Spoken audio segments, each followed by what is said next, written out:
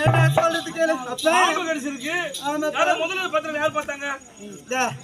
அப்பா மலர் வன சென்றனா மலர்கள்லாம் பறித்து மலை மீது அழகான சிறப்பான மலர் ஒண்ணு இருந்தது. அந்த மலரை ஏறி பறிக்கலாம்னு நினைத்தேன். அந்த நேரத்துல மலை பாம்பு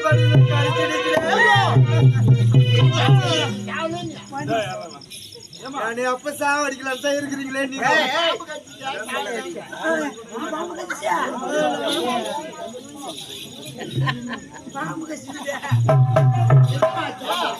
அம்மா அவனா